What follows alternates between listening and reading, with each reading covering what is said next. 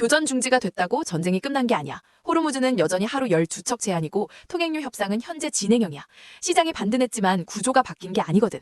2주짜리 기대감에 올라탄 거야. 그리고 이 구조에서 결국 동을 내는 건 미국이 아니야. 중동 원유에 의존하는 한국, 일본, 중국이야. 우리가 내는 거야. 2주 후를 봐. 호르무즈가 완전히 정상화됐는지, 통행료 협상이 어떻게 끝났는지, 그게 이 반등이 진짜인지 가짜인지를 말해줄 거야. 그 전까진 숫자에 흔들리지 마. 언니, 오빠들 안녕? 나야 김마담. 요즘 뉴스 보면서 안심했어? 교전 중지했대, 협상 들어간대, 시장 반등 나왔대. 다 끝났다고? 진짜로? 근데 잠깐. 지금 호르무즈 해협을 통과하려는 배가 이란한테 돈을 내고 있어. 원유 운반선 함척에 200만 달러. 우리 돈으로 약 30억 원. 비트코인으로. 즉시. 전쟁이 끝난 게 아니라 2주 교전 중지 상태인데 돈을 내야 통과할 수 있는 거야. 달러로 안 받는다는 게 포인트야. 이게 왜 문제냐고? 저번 영상에서 페트로달러 얘기 다 했잖아. 달러가 기축통화가 된 역사, 닉슨 쇼크, 페트로달러 체제, 이 기칙 어기면 어떻게 되는지. 아직 못 봤으면 먼저 보고 와. 오늘 영상이랑 연결되거든. 오늘은 그 다음 얘기야.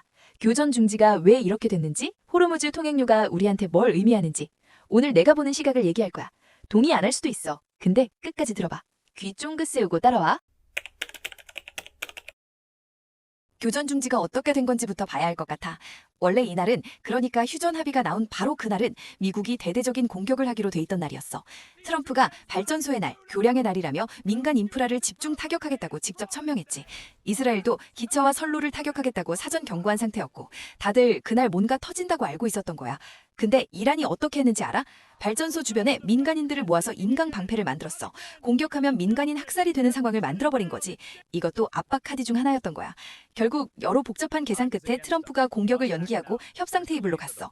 휴전 기대감 하나에 시장이 즉각 반등했지. 근데 여기서 중요한 걸 봐야 해. 이란은 군사적으로는 밀렸어. 그런데 협상 테이블에서는 오히려 우위에 있어. 왜냐고? 호르무즈를 쥐고 있거든.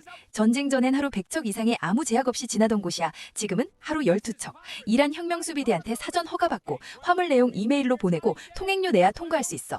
해협 하나가 이란의 협상 무기가 된 거지. 이란 의회 안보위원회가 이미 법안까지 통과시켰어. 배럴당 1달러씩 비트코인이나 위안화로 받겠다는 거야. 계산이 어떻게 되는지 알아? 원유 운반선 한 척이 200만 배럴을 싣거든. 배럴당 1달러면 200만 달러. 그게 약 30억 원이야. 그리고 트럼프가 뭐라고 했어? ABC 기자한테 직접 말했지. 미국이랑 이란이 호르무즈 통행료를 같이 받는 걸 생각하고 있다고. 확정된 건 아니야. 백악관 대변인은 부인하기도 했어. 근데 이 발언이 나왔다는 것 자체가 방향을 보여주는 것 같아. 근데 여기서 진짜 중요한 걸 봐야 해. 미국은 세계 최대 산유국이야. 중동 원유에 의존할 필요가 없으니까 호르무즈 통행료를 낼 이유가 없어. 근데 한국은 원유의 70%를 호르무즈에 의존해. 일본은 90%, 중국은 40%. 이게 말이 돼, 안 돼? 트럼프 입장에서 생각해봐. 전쟁을 일으켰으니까 배상 책임 얘기가 나올 수밖에 없어. 근데 이란이 통행료로 알아서 복구 비용을 받아가면 배상 논란에서 빠질 수 있어. 거기다 같이 받겠다고까지 했으니까 수익까지 챙기는 거야. 결과적으로 한국, 일본, 중국 같은 아시아 국가들이 그 비용을 대신 내는 구조가 되는 거야. 트럼프 입장에선 이보다 편한 그림이 없는 거지. 그런데 여기서 한 가지 더 짚고 넘어갈 게 있어. 국제법이야. 유엔 해양법 협약 26조는 영해를 지난다는 이유만으로 외국 선박 통행료를 징수하는 걸 금지하고 있어. 명백한 국제법 위반이야. 이란도 알아. 2019년에도 통행료 징수를 검토하다가 국제법 위반 논란에 밀려 포기했거든. 그때랑 지금이 뭐가 다르냐고? 이란은 1982년 협약에 서명만 하고 43년째 비준하지 않았어. 서명은 했지만 비준을 안 했다는 건 법적으로 구속력이 없다는 거야. 쉽게 말하면 나 그 규칙 안 지켜도 돼. 도장 안 찍었거든. 이라고 버티는 거지. 근데 과거엔 그래도 눈치를 봤어. 지금은 달라. 미국마저 같이 받겠다고 나섰으니까 국제법 위반 논란이 나와도 밀어붙일 수 있는 환경이 만들어진 거야. 과거랑은 질적으로 다른 거야. 그럼 이게 현실화되면 어떻게 될까? 지도 보면서 따라와. 전 세계 무역량의 80%가 바닷길로 움직여. 왜냐고? 배가 비행기보다 훨씬 싸거든. 원유 한 방울, 자동차 한 대, 반도체 하나, 다 배에 실려서 움직여. 근데 그 바닷길에 목이 막히는 곳들이 있어. 전문 용어로 초크포인트라고 불러. 말 그대로 목을 조르는 지점이야. 여기가 막히면 전 세계 공급망이 같이 막혀. 지금 전 세계에서 에너지랑 물건이 이동하는 핵심 초크포인트가 5개야. 첫 번째, 호르무즈 해협. 이란과 오만 사이, 페르시아만에서 대양으로 나가는 유일한 출구야. 다른 길이 없으니까 중요한 거야. 전 세계 원유 해상 수송의 20에서 25%가 여기를 지나. 하루 2,100만 배럴. 지금 이란이 통제하고 있어. 두 번째, 말라카 해협. 말레이시아와 인도네시아 수마트라 섬 사이, 중동에서 나온 원유를 싣고 한국, 일본, 중국으로 가는 배들이 반드시 지나는 길목이야. 호르무즈에서 나온 원유가 이 해협을 거쳐 아시아로 들어오는 구조야. 전 세계 해상 물동량의 25%, 전 세계 무역액의 30%가 여기를 통과해 연간 3조 5천억 달러 규모야. 세 번째, 바브일만데브 해협.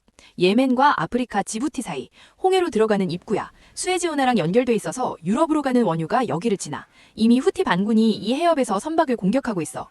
호르무즈가 막히기 전부터 이미 불안했던 곳이야. 네 번째, 지브롤타 해협. 스페인과 아프리카 모로코 사이, 지중해랑 대서양을 잇는 요충지야. 유럽으로 들어가는 에너지와 물자가 여기를 통과해. 300년 넘게 영국이랑 스페인이 영유권 분쟁 중인 곳이야. 언제든 불씨가 될 수 있어. 다섯 번째, 대만 해협. 중국과 대만 사이. 여기가 진짜 핵심이야. 호르무즈는 에너지 해협이야. 근데 대만 해협은 차원이 달라. 전 세계 컨테이너선의 48%가 이 해협을 통과하고 전 세계 물동량의 88%가 여길 지나. 에너지만이 아니야. 반도체, 자동차, 전자제품, 원자재, 전 세계 공산품이 이 해협으로 움직여. 한국 무역의 40%가 이 해협의 영향권에 있어. 호르무즈가 에너지 봉쇄라면 대만 해협이 막히면 전 세계 공급망 자체가 멈춰. 근데 지금 여기서 뭔 일이 벌어지고 있는지 알아? 중국이 군사훈련을 반복하면서 대만을 조이고 있어. 왜 지금이냐고? 호르무즈 사태로 전 세계가 정신없는 틈을 타는 거야. 이건 다음 영상에서 더 자세히 얘기할게. 오늘은 이것만 기억해. 호르무즈 다음 화약고는 대만 해협이야. 자, 이제 이 지도를 전체적으로 봐봐. 호르무즈에서 통행료를 받기 시작하면 어떻게 될까? 말라카 해협 연안국이 같은 요구를 못할 이유가 있어? 바브엘만데브는? 지브롤터는? 호르무즈가 선례를 만들어버리면 다른 나라들도 똑같이 따라할 명분이 생기는 거야. 도미노처럼 무너지는 거지. 그래 안 그래? 트럼프 입장에서 선택지를 봐봐. 이란한테 우라늄 농축을 허가해줬다가는 미국 내에서 탄핵 빌미가 될 수 있어. 의회가 가만 안 있거든. 전쟁을 다시 시작하면 이미 지친 미국 여론이 등을 돌려. 근데 통행료는 달라. 배상 책임도 피하고 이란이 알아서 돈 받게 두면 돼. 트럼프가 처음엔 같이 받겠다고 했다가 지금은 말을 바꿔서 통행료를 받으면 안 된다고 하고 있어.